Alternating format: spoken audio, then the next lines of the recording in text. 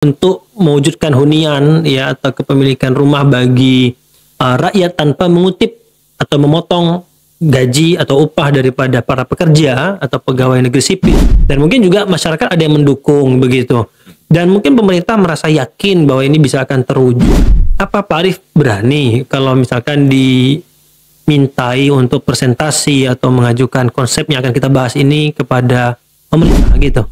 Ya, ini kan bisa kita lihat dari program-program sebelumnya. Perumahan rakyat ini kan sebenarnya program yang sudah lama dicanangkan oleh pemerintah ya. Penyelenggaraan negaranya udah berganti-ganti, presiden yang berganti, tapi tetap saja masalah itu hadir, masalah itu tetap ada itu. Backlog perumahan nggak beres-beres itu.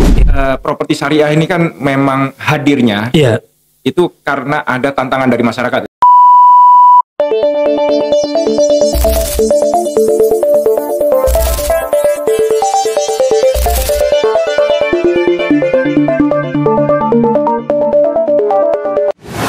Assalamualaikum warahmatullahi wabarakatuh. Alhamdulillahirabbil alamin wassalatu wassalamu ala sayyidina Muhammadin wa ala alihi wa sahbihi rasulillahi ajmain. Para pemirsa Asosiasi Developer Properti Syariah Channel yang berbahagia, alhamdulillah bersyukur kepada Allah Subhanahu wa taala atas segala nikmat yang Allah berikan kepada kita, berjumpa kembali di sesi bersama dengan Asosiasi Developer Properti Syariah Channel di podcast yang istimewa kali ini. Dan mudah-mudahan kita termasuk hamba-hamba yang bersyukur dan ditambahkan nikmat dari Allah Subhanahu wa taala. Salawat dan salam kita hadiahkan ke Nabi besar kita Muhammad sallallahu alaihi wasallam dengan mengucapkan Allahumma shalli ala sayyidina Muhammad wa ala ali sayyidina Muhammad. Assalamualaikum ya Rasulullah. Para pemirsa yang berbahagia, pada kesempatan kali ini rasa-rasanya kita sudah lama nggak berjumpa, tapi insya Allah mudah-mudahan kita istiqomah. Maka kami mengajak kepada pemirsa sekalian untuk klik like, subscribe, dan share channel ini bila mana kita merasa bahwa ini memiliki manfaat, dan mudah-mudahan insya Allah kita berusaha untuk menghadirkan sesuatu yang bermanfaat bagi para pemirsa, bermanfaat di dunia dan mudah-mudahan juga bermanfaat di akhirat kelak. Amin ya rabbal alamin. Nah, untuk sesi kali ini saya bersama dengan Ketua Umum Asosiasi Developer Properti Syariah, Bapak Insinyur Arief Sungkar. Assalamualaikum Pak Arief. Waalaikumsalam. Masya Allah. Gimana kabarnya? Alhamdulillah, senang sekali. Luar biasa. Ketemu lagi dengan Ustadz Maliki. Alhamdulillah. Ustadz muda yang sedang lagi semangatnya energik bisa menghadirkan solusi properti syariah ya. Insya Allah Pak Arief, Masya Allah. Para pemirsa sekalian, saya sudah ngobrol-ngobrol dengan Pak Arief Sungkar di edisi sebelumnya. Jadi kalau ada yang belum nonton, silakan dicek di video kita sebelumnya. Terakhir itu kita ngomongin apa sih Pak Arief? Kita terakhir ngomongin jangan lanjutkan program Tapera. Oh iya. Wah, kita malah mengatakan jangan lanjut program Tapera ya. Betul. Wah, ya pemirsa coba cek video kita sebelumnya. Kita memberikan masukan-masukan ya, dan kemudian juga kritikan-kritikan yang membangun kepada pemerintah untuk memperhitungkan kembali, untuk meninjau ulang kembali terkait pemberlakuan Tapera, yaitu adalah tabungan perumahan rakyat. Nih Pak Arief nih yang bertanggung jawab ini. Ya, nah karena Pak Arief bilang tadi jangan lanjutkan, nah ini dia ya. Kita minta pertanggungjawaban Pak Arief ini. Kan Tapera itu, Pak Arief ini kita main langsung aja nih ya. Tapera itu kan tabungan perumahan rakyat. Pemerintah itu pengen banget bisa menghadirkan tabungan untuk menghadirkan perumahan sehingga rakyat Indonesia ini memiliki rumah. Nah, tapi kalau mau menyapa pemirsa dulu boleh Pak Arief, silakan. Assalamualaikum warahmatullahi wabarakatuh. Waalaikumsalam warahmatullahi wabarakatuh. Senang sekali ketemu dengan sahabat-sahabat properti syariah yang dirahmati oleh Allah Subhanahu wa taala. Amin. Indonesia. Tentunya kita ini melanjutkan nih lanjutan program kemarin kita bicara tentang Tapera ini banyak mudaratnya ini. Ngeri kan ini berarti. Karena itu kita rekomendasikan jangan lanjutkan deh. Berani banget Pak Arief bilang jangan lanjutkan. Karena fokusnya itu sekarang kita dipindahkan senternya itu atau flashlightnya itu ke niat pemerintah untuk mengadakan perumahan rakyat gitu ya. Iya. Itu sudah bagus. Oke, itu niat sudah benar. Oke, gitu kan. niat untuk menghadirkan perumahan untuk rakyat itu udah benar niatnya ya. Oke. Itu sudah betul. Cuman caranya nggak usah pakai TPL dah. Karena ada cara lain untuk bisa menghadirkan perumahan rakyat bagi rakyat Indonesia ya. Nah, negara memang ada kepentingan dan bukan hanya kepentingan, ini kewajiban ini.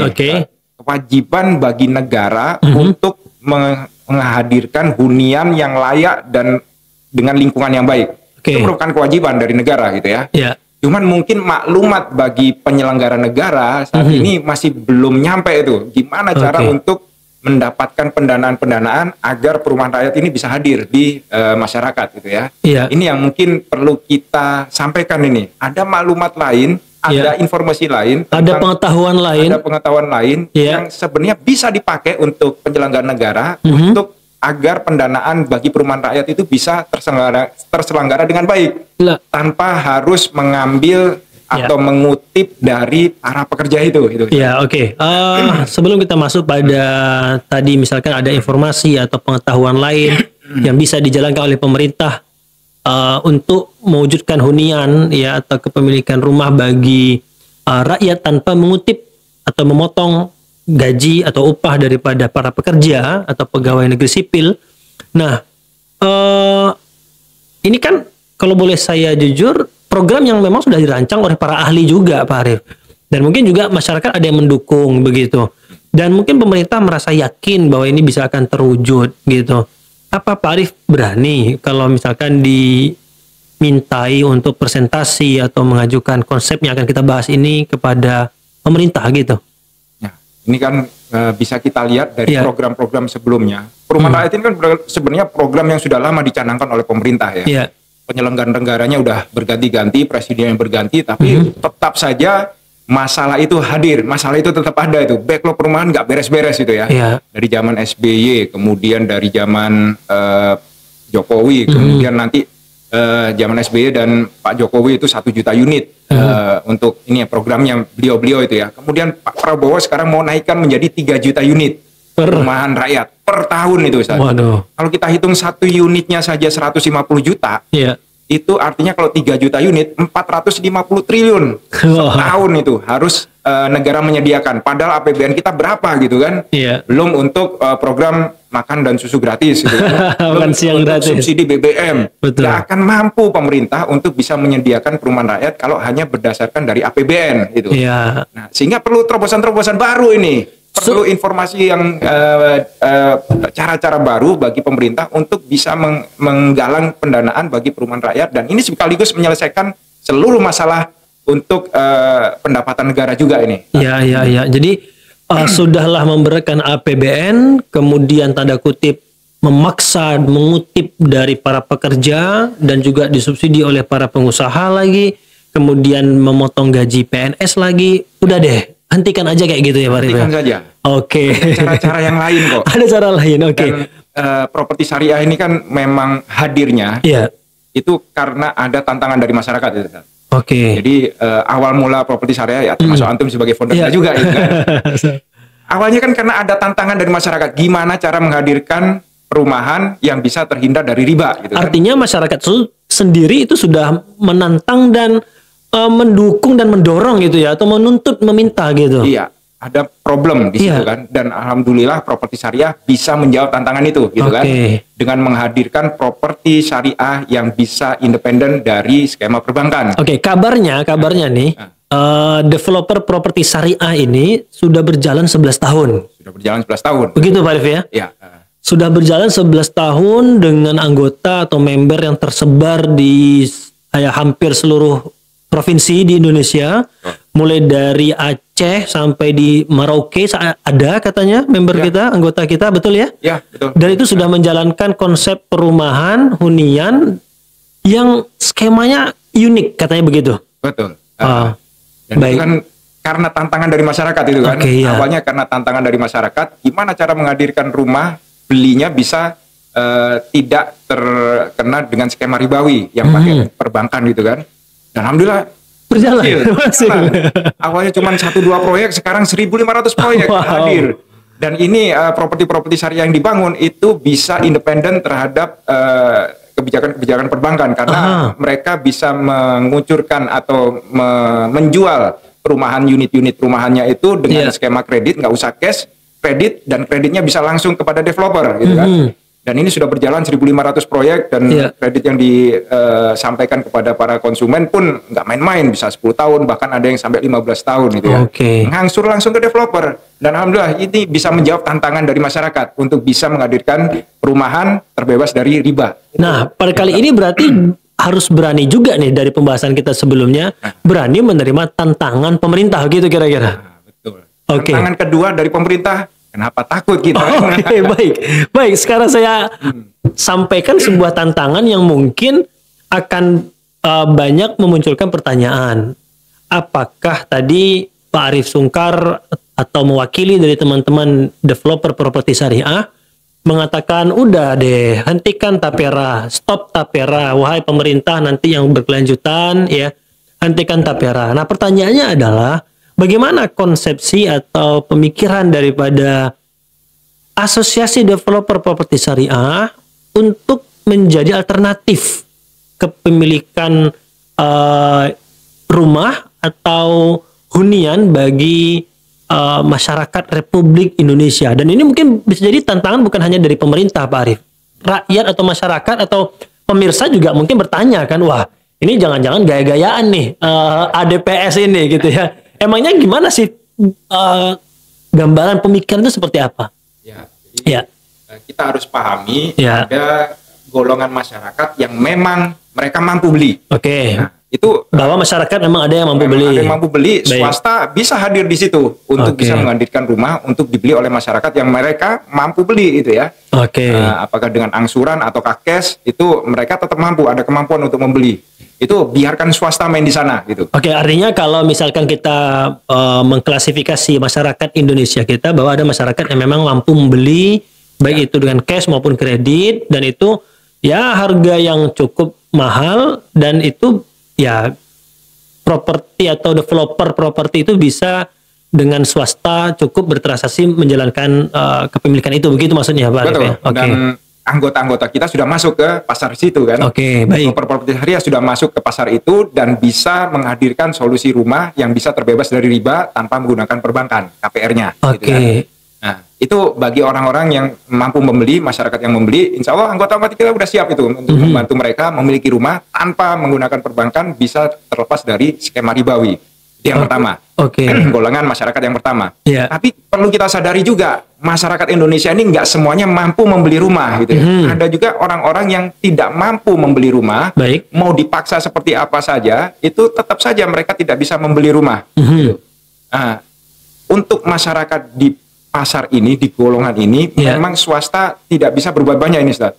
Mesti harus ada dukungan atau dorongan atau peran besar dari pemerintah gitu ya. Betul, disitulah pemerintah hadir memang. Dan disitulah amanah undang-undang menghadirkan kewajiban bagi pemerintah untuk menghadirkan hunian yang layak bagi masyarakat dengan lingkungan yang baik gitu ya. Di situ kewajiban negara hadir itu. Sehingga memang di sanalah tanggung jawab negara untuk bisa menghadirkan hunian. Nah, maksud hunian ini bukan berarti negara harus wajib untuk memberikan rumah kepada masyarakat. Jadi kepemilikan, jadi semua rakyat itu punya rumah gitu. Iya, bukan tidak seperti itu. Maksudnya apa itu pengertiannya? Maksudnya pemerintah harus menyediakan hunian. Artinya tempat tinggal. Tempat tinggal. Meskipun gitu bukan dimiliki pribadi, hak milik gitu ya. Betul. Itu poinnya. Masyarakat kan nggak harus kita paksa untuk memiliki rumah.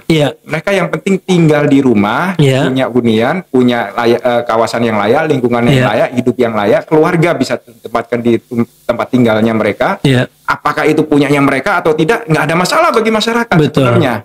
Dan ini sebenarnya sudah banyak sekali dilakukan oleh negara-negara maju lainnya gitu ya, dengan namanya social house itu, Ustaz. Mungkin antum udah pernah lihat tentang film-film yang di mana itu Hollywood itu, yang Denzel Washington itu. Mereka pagi berangkat kerja, kemudian sorenya ngantri itu untuk punya untuk bisa tinggal di satu tempat gitu ya. Nah itu social host itu yang dilakukan oleh di Amerika itu. Itu ada, di Eropa pun ada social host. Tapi di Indonesia belum ada itu social host. Atau mungkin seperti kayak rusunawa gitu, atau rumah susun yang dibuat oleh pemerintah, atau seperti apa begitu mungkin? Bisa seperti itu juga, rusunawa, ataukah itu ada rusun yang dibikin oleh pemerintah dan itu milik pemerintah, tidak diperjualbelikan, hanya disewakan kepada masyarakat yang memang mereka tidak mampu untuk membeli gitu. Nah, disitulah peran pemerintah harus hadir. Anggota kita nggak akan mampu untuk menghadirkan solusi itu di masyarakat karena memang mereka nggak mampu beli gitu ya. Betul. Bayangkan untuk membangun rusunawa atau rusunami atau tempat tinggal yang untuk bisa di tempat tinggali oleh orang banyak itu pasti butuh biaya yang besar itu kan. Betul. Dan swasta nggak akan mampu itu untuk masuk ke situ. Oke.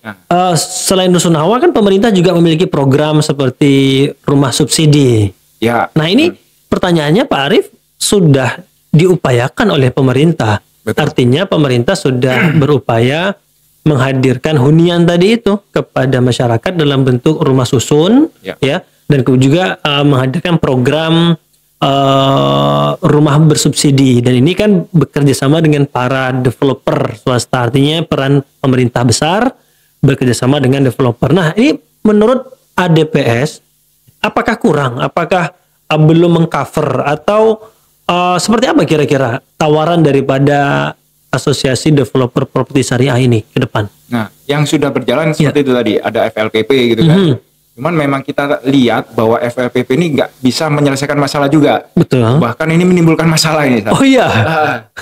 Karena developer sudah diiming-imingi. Ini rumah subsidi banyak yang mau. Nanti kita subsidi deh. Dan untuk masyarakat yang mau beli kita mudahkan. Ternyata di tengah jalan developer sudah membangun nih. Misalnya di awal tahun mereka membangun banyak rumah untuk ready stock, kemudian dijual kepada masyarakat. Yang beli dimintain subsidi kepada pemerintah gitu kan, diajukan subsidinya. Ternyata sampai pertengahan tahun kuota subsidinya sudah mulai menipis. Developernya udah deg-degan, padahal sudah bangun unit. Duitnya dari mana? Karena teman-teman konven masih pakai bank, duitnya pakai bank itu, dipinjemin pakai dana perbankan. Dan itu kan sudah argo jalan itu ya. Argonya terus berjalan itu, mau jualan mau enggak tetap ada tagihan, tetap ada bunganya gitu. Nah, ini yang saya dengar juga sudah mulai habis nih di bulan Agustus September nantinya. Nah, ini kan jadi problem ini. Problem kedua, developer sudah membangun, kemudian nggak bisa hutangnya sudah besar, nggak bisa bayar bunga, nggak bisa jualan juga gitu kan.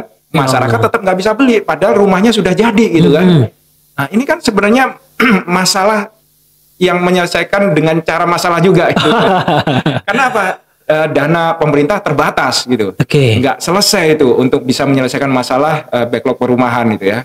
Jadi ini memang harus kita lihat dari sisi bukan hanya dari sisi produksi, bukan hanya dari sisi demand-nya juga, tapi juga ada sisi distribusi yang harus kita perhatikan gitu. Dan negara pemerintah itu harusnya hadir di situ. Fokusnya bukan hanya di distribusi, bukan hanya di produksi, bukan hanya di demand-nya, tapi di distribusinya juga mereka pemerintah itu harus memperhatikan, dan ini yang mereka belum perhatikan dengan baik itu, masalah distribusi harta itu. Di situ yang jadi kalau itu diperhatikan, insya Allah ini bisa jadi solusi itu.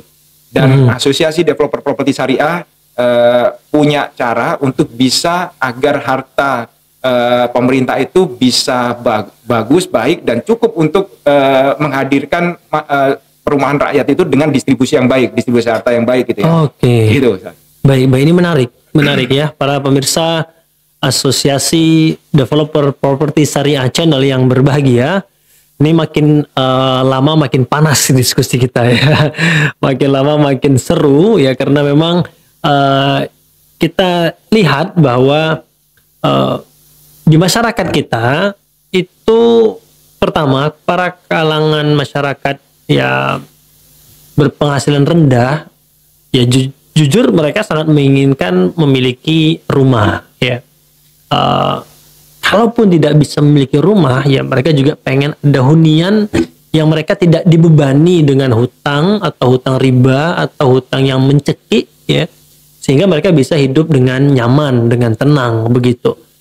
Tapi hunian yang mungkin mereka bisa tinggal disediakan oleh negara juga terbatas sekali, terus kemudian juga ingin beli atau ya memiliki rumah bersubsidi tadi juga nggak mampu dan bahkan takut dengan riba, begitu persoalannya juga.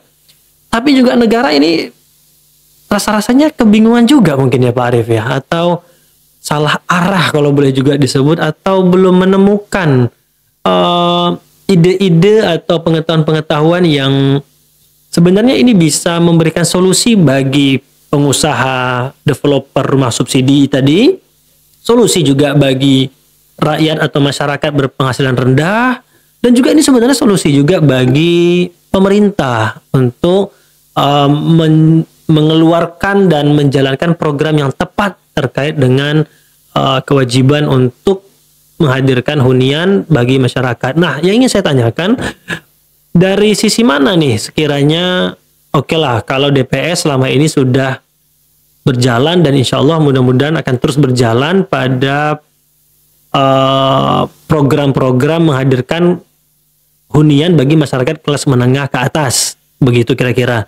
Nah, terkait dengan hunian atau kerjasama dengan pemerintah, atau boleh dibilang apa nih dari pemerintah yang sekiranya dari Asosiasi Developer Properti Syariah ini mampu untuk boleh dibilang ya bekerja sama atau berkolaborasi, atau apa sih yang diinginkan dari ADPS kepada pemerintah agar mewujudkan hunian tadi ini? Ya. Kalau kita sepakat bahwa ini ada dua golongan ini. Iya, betul. Ada golongan masyarakat yang memang mampu, ini biarin swasta berjalan gitu ya. Oke. Nah, ada golongan masyarakat yang memang perlu dibantu ini. Iya. Dan di situ negara hadir gitu ya. Nah, kalau misalnya negara bisa menghadirkan solusi itu kepada masyarakat, kami yang membangunkan, jadi developer yang membangunkan unitnya. Oke, gimana? Jadi pemerintah itu menyediakan dananya. Kemudian pemerintah juga menyediakan lahan untuk dibangunkan unitnya gitu. Nah, di pihak swasta itu yang membangunkan unitnya dan mengelola kawasannya, sehingga masyarakat yang tinggal di situ itu apakah dia beli ataukah dia cukup meninggali hunian itu dengan gratis gitu ya, free gitu ya. Tapi nanti kita kelola dengan baik, mereka punya kemampuan, kita scale up economical skill-nya itu, dan mereka punya kemampuan ekonomi yang lebih tinggi, sehingga mereka nantinya bisa pindah kepada hunian yang lebih layak lagi, yang lebih tengah kota lagi, yang mungkin rumahnya sudah komersil, mereka bisa memiliki rumah di situ karena economic skill-nya sudah naik gitu ya, kemampuan untuk bisa menghasilkan uang bisa lebih besar lagi karena kita sudah didik mereka di lingkungan yang sudah disediakan pemerintah, maka silakan mereka pindah untuk memiliki rumah. Ini yang bisa kita sinergikan itu dengan pemerintah itu ya. Menarik sekali ini Pak Arief. Artinya pemerintah bekerja sama dengan swasta atau dengan Asosiasi Developer Properti Syariah, bahwa pemerintah menyediakan lahan dan juga menyediakan dana untuk bangunan itu. Betul. Dana untuk boleh disebut misalkan sejenis rumah susun atau kawasan begitu ya. Tetapi harus diserahkan atau dikerjasamakan dengan boleh dibilang asosiasi developer yang memiliki perangkat tidak hanya sekedar membangunkan fisik tapi juga program begitu. Betul. Program mengelola lingkungan bagi masyarakat yang memang kurang mampu, sehingga economic skill mereka bisa naik gitu ya. Iya. Kemampuan ekonomi mereka bisa naik sehingga nantinya mereka bisa pindah ke rumah yang mereka inginkan. Kalau mau menyelesaikan perumahan rakyat, maka stop pajak kita. Ini kok aneh gitu? Bukan aneh, ini terobosan ini. Kok bisa pengen menghadirkan rumah? Justru kan selama ini kan pemerintah itu mengumpulkan uang dari pajak untuk menghadirkan rumah. Lah sekarang Asosiasi Developer Properti Syariah malah memberikan terobosan yang kalau saya bilang tadi aneh, malah nyuruh stop pajak. Gimana caranya bisa menghadirkan rumah untuk rakyat kalau stop pajak? Coba. Kalau mau kaya, stop pajak kita. Negara kita itu kalau mau kaya harus stop pajak. Kenapa? Gimana? Karena cara-cara pajak itu adalah turunan dari penjajah gitu kan.